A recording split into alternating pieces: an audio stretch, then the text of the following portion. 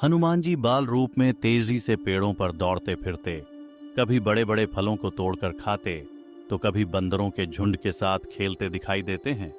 उनकी आंखों में शरारत की चमक है और चेहरे पर बालपन की प्रसन्नता। देखो मैं कितनी ऊंची छलांग लगा सकता हूँ। उनकी अद्भुत ताकत और चपलता को देखकर आसपास के जीव जंतु भी हैरान रह जाते हैं। ऋषि अंगिरा और भृगुवंश के अन्य ऋषि ध्यान में लीन हैं, किंतु हनुमान जी की उछल कूद और शरारतें बार बार उनकी साधना में विघ्न डालती हैं। हनुमान, तुम्हारी ये शरारतें अब सहन नहीं होती। तुम्हें अपनी शक्तियों का घमंड हो गया है, इसलिए अब तुम्हें इन्हें भूल जाना चाहिए।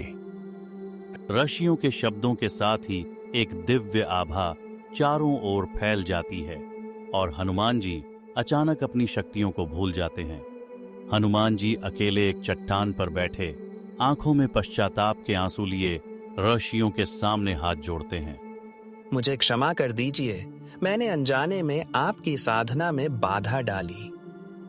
ऋषियों का हृदय पिघलता है और वे आशीर्वाद स्वरूप कहते हैं, जब समय आएगा तुम्हें अपनी सारी शक्तियां पुनः स्मरण हो जाएंगी। जामवंत जी गंभीर मुद्रा में सबकी ओर देख रहे हैं। समस्या यह है कि कौन लंका जाकर माता सीता का पता लगाएगा। सभी की दृष्टि हनुमान जी पर टिकती है, किंतु वे खुद को असमर्थ मानते हैं। हनुमान, क्या तुम भूल गए कि तुम में असीम शक्ति है? मगर मैं तो साधारण वानर हूँ, इतना बड़ा समुद्र कैसे पार करूं? जामवंत जी हनुमान जी को उनके शाप और शक्तियों की कथा स्मरण कराते हैं।